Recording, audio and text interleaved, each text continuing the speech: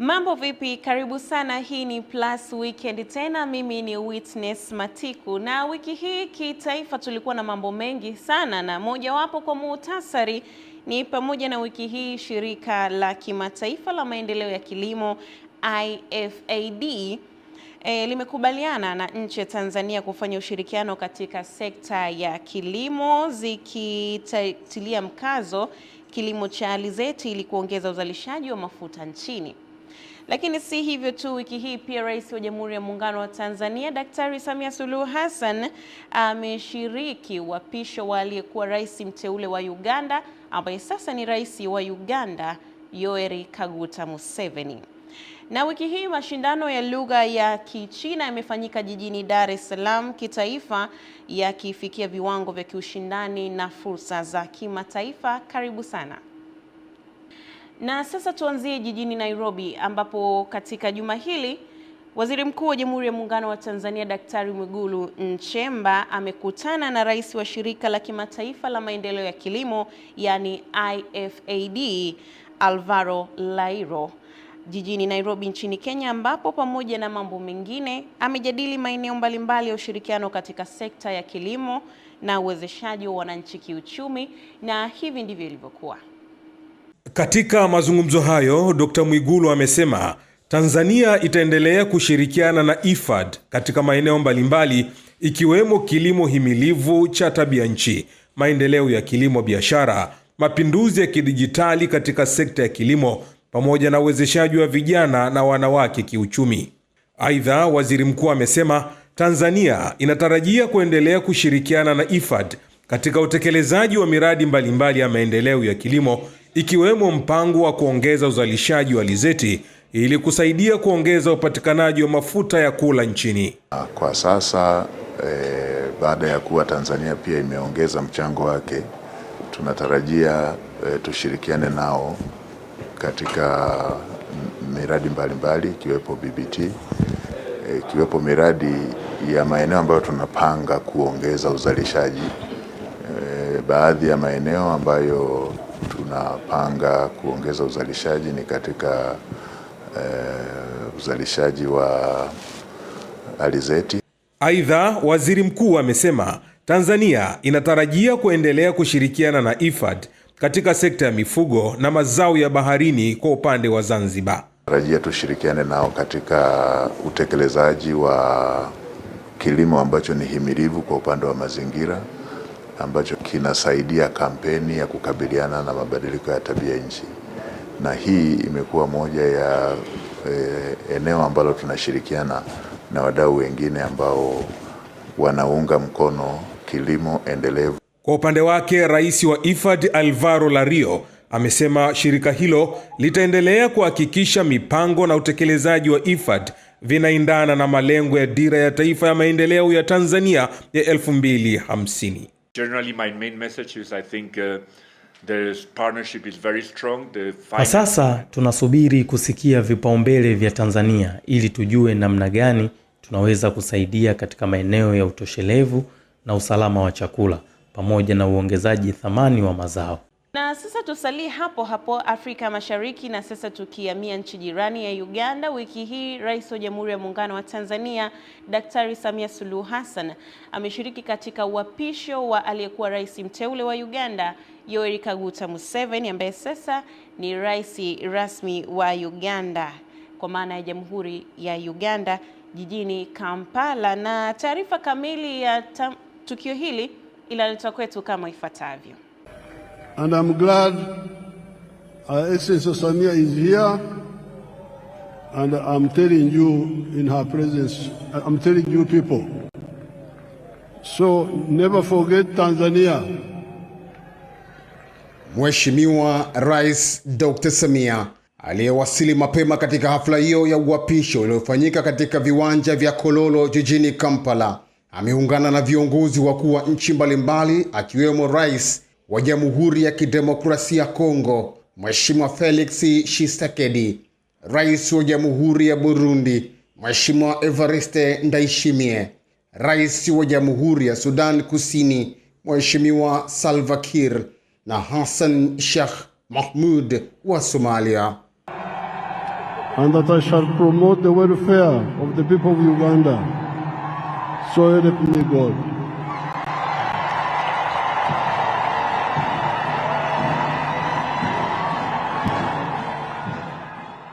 Ikumbukwe kuwa uapisho huo unakuja baada ya uchaguzi uliofanyika mwezi Januari mwaka huu, ambapo Mheshimiwa Yoweri Museveni aliyekuwa anatetea nafasi yake alipata ushindi kwa 70% na sasa ataliongoza taifa hilo kwa muhula mwingine wa miaka 5. Katika hotuba yake ya uapisho, Mheshimiwa Museveni amewashukuru Waganda, akirejea wito wake wa kuwataka kuimarisha mshikamano, kufanya kazi kwa bidii kwa manufaa yao na maendeleo ya taifa kwa ujumla.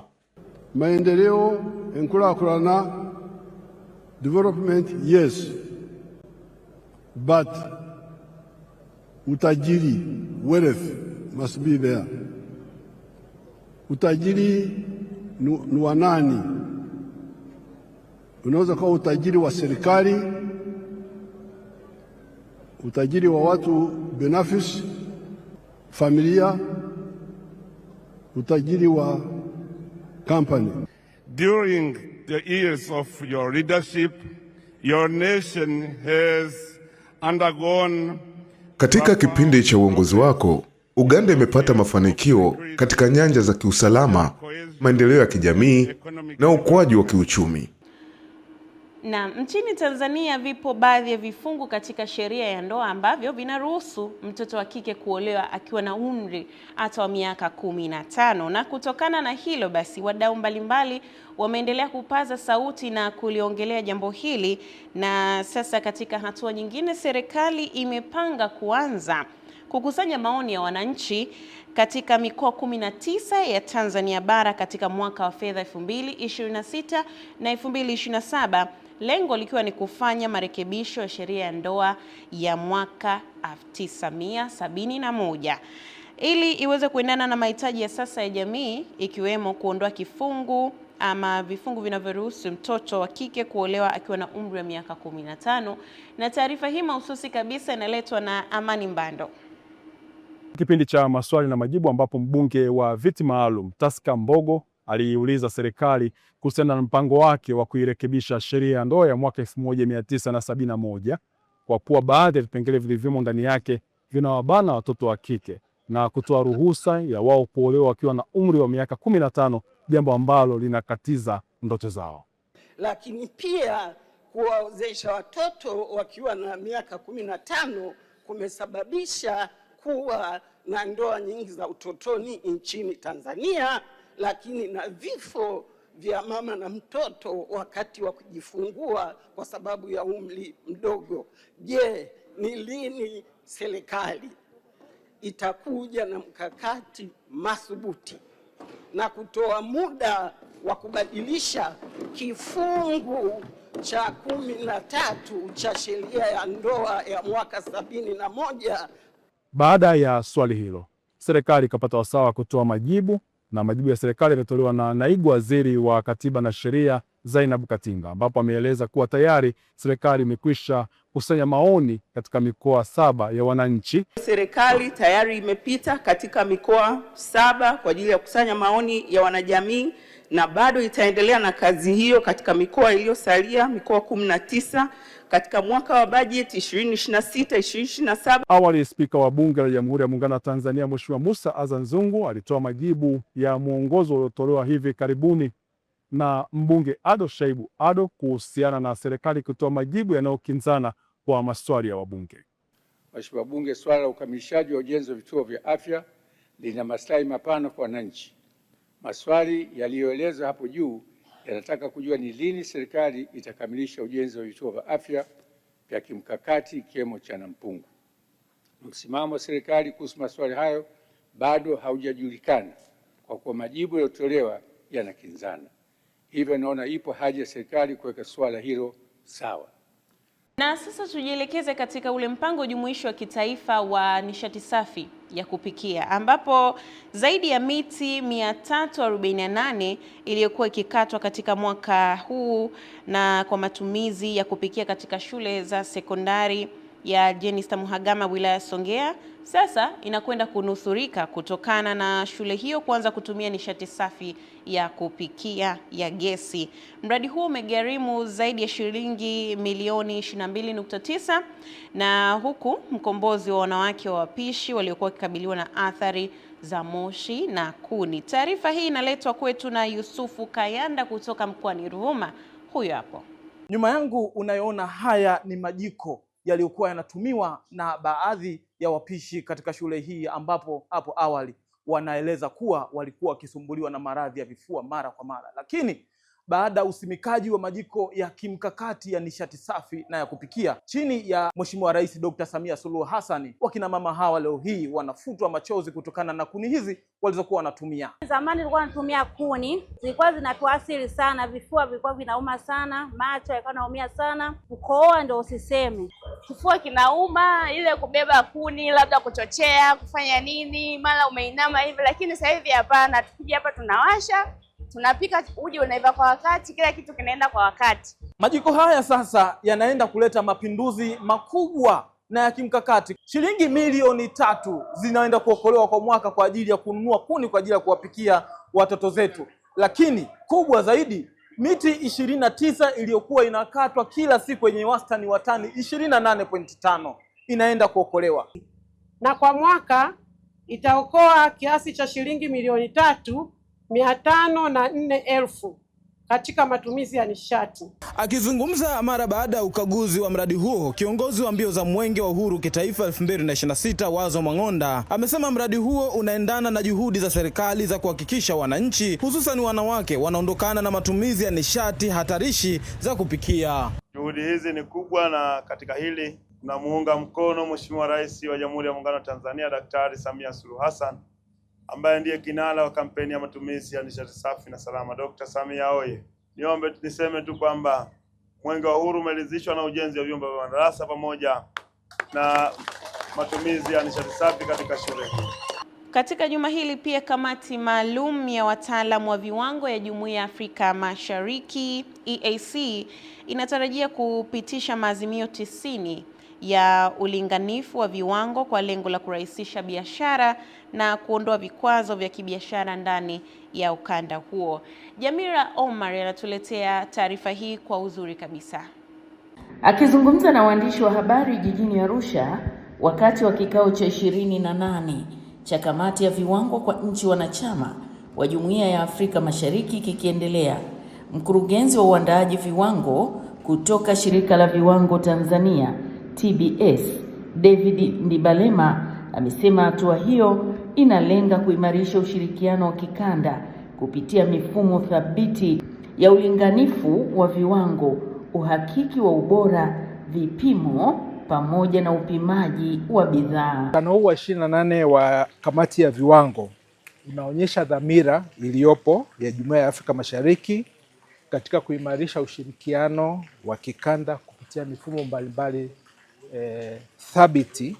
Lengo ni kusaidia maendeleo ya viwanda, kulinda afya ya mlaji, kuongeza ushindani wa bidhaa na huduma ndani ya Jumuiya ya Afrika Mashariki, lakini pia kukuza biashara endelevu. Kwa upande wake, mkurugenzi mkuu wa Shirika la Viwango nchini Kenya KEBS Esther Ngari amesema maazimio hayo yatawezesha kurahisishwa kwa biashara baina ya nchi wanachama, huku yakisaidia kuondoa vikwazo vinavyoweza kuathiri biashara ndani ya jumuiya hiyo. So it's a very important meeting. Hili ni jambo muhimu sana kwa kweli, kwa sababu kama Afrika Mashariki tunahitaji kuwa na ushirikiano mkubwa zaidi kati yetu.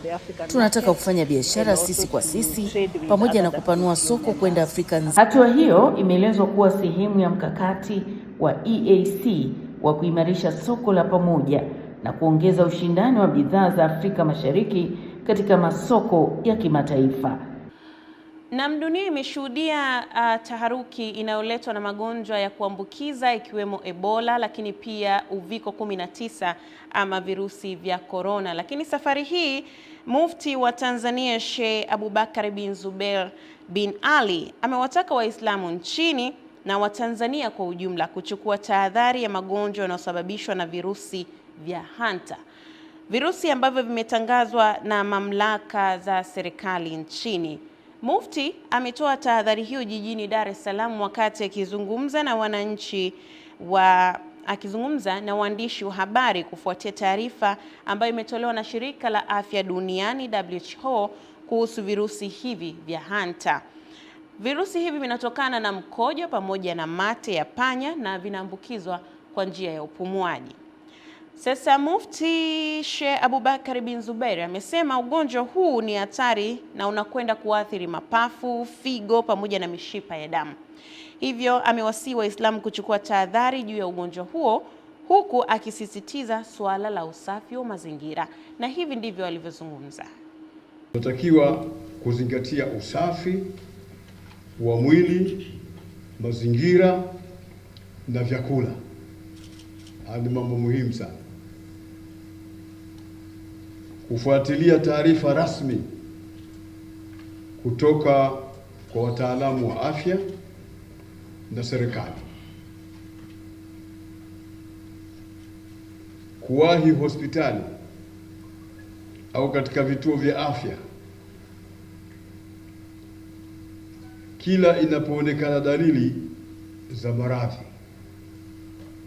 Kila inapokuwa kuna dalili za maradhi, basi watu wakimbilie hospitali au vituo vya afya au mahala ambapo watu wataweza kupata tiba. Kuepuka kuenea taarifa zisizo na uhakika ambazo zinaweza kuleta hofu au mkanganyiko katika jamii. Naam. Ni hao. Hii ni salamu ya Kichina ambayo kwa Kiswahili tunaweza kusema ni habari au mambo. Ni kwa sababu katika juma hili jijini Dar es Salaam yamefanyika mashindano makubwa ya kuzungumza lugha ya Kichina. Na ili Tanzania iweze kufikia viwango vya ushindani kwenye fursa zinazojitokeza kimataifa, jamii imeendelea kuhamasishwa umuhimu wa kupata mafunzo ya lugha ya kimataifa ikiwemo Kichina na kuwajengea watoto msingi huo kuanzia katika elimu ya chini. Ifuatayo ni taarifa kamili ya mashindano ya Kichina yaliyofanyika jijini Dar es Salaam katika juma hili. Rai hiyo imetolewa na mkurugenzi wa taasisi ya mafunzo ya lugha ya Kichina Confucius ya Chuo Kikuu cha Dar es Salaam, Musa Hans, wakati wa mashindano ya 6 ya lugha ya Kichina duniani na mashindano ya 3 nchini kwa wanafunzi wa shule za msingi, ambapo amesema mashindano hayo ni muhimu kwenye kuimarisha uhusiano wa watu wa nchi mbili za Tanzania na China. Haya ni mashindano ya 6 ya wanafunzi hawa kwa upande wa kidunia, na kwa upande wa Tanzania ni mashindano ya 3. Lengo ni kwa kupima ujuzi na uwezo wa wanafunzi wetu katika kuzungumzaji na wa lugha na utamaduni wa Kichina. Kwa mujibu wa mratibu wa mashindano hayo hapa nchini, Profesa Yan Zhang, jumla ya wanafunzi 12 wameshiriki mashindano hayo kwa mwaka huu, ambapo lengo mahususi la kupima ujuzi wa kuzungumza Kichina baina ya wanafunzi hao limefanikiwa. Kwa muktadha wa ushindani, Ayubu Shabani ndiye mwanafunzi aliyeibuka mshindi wa jumla kutokana na umahiri. I'm Zhang Yanjun. I feel great honored to have these opportunities to promote the Chinese learning here with primary keys. I think this cultural exchange will plant a seed of. Najisikia vizuri kuwa kwanza katika tuzo hii za kuzungumza Kichina. Naendelea kuzungumza lugha hii hadi. Na kutoka katika taarifa hiyo basi, nina hakika utakuwa umepata hamasa ya kuweza kujifunza Kichina. Tule ulimwengu ambao tunajaribu kufanya biashara nje na kimataifa. Sasa hivi Bongo watu wengi wanaagiza biashara kutoka China. Kwa hivyo ni muhimu kuelewa lugha ya Kichina, sio mara zote inaenda na Google Translator. Na kwa taarifa hiyo tunapata wasaa mzuri wa kuelekea kimataifa, na msimulizi wetu Lulu Ali anatuletea yale yaliyojiri kimataifa katika juma hili. Kwa upande wa kimataifa, Tanzania hili, Rais wa Marekani Donald Trump amesema atamwomba Rais wa China Xi Jinping kuyafungulia milango zaidi makampuni ya Marekani wakati akielekea nchini humo kwa mkutano wa kilele unaosubiriwa kwa hamu.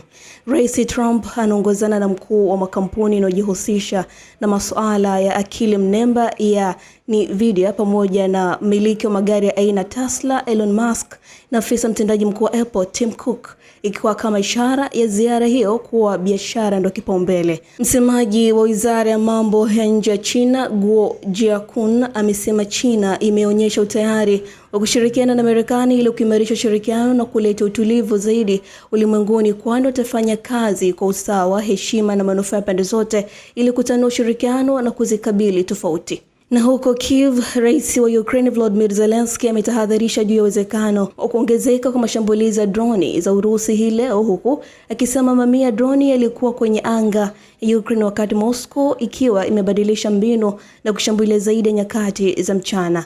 Ni miaka 4 sasa inaenda tangu vita hivyo vimeanza. Urusi imekuwa ikifanya mashambulizi makubwa majira usiku, lakini katika wiki za hivi karibuni imefanya mashambulizi kama hayo mchana na kuvuruga pakubwa shughuli za wakazi. Kwa upande wa Urusi imekanusha kuwalenga kwa makusudi raia, ikiwa mpaka sasa imewaua maelfu wakati wa vita na kujipa uhalali wa kushambulia miundombinu ya raia kama mbinu ya kudhoofisha uwezo wa Ukraine vitani. Lulu Ali, kimataifa. Naam, shukran sana Lulu Ali kwa taarifa hizo za kimataifa katika juma hili, na hapo mimi nitakuwa sina la ziada katika Plus Weekend juma hili. Jina langu ni Witness Matiku.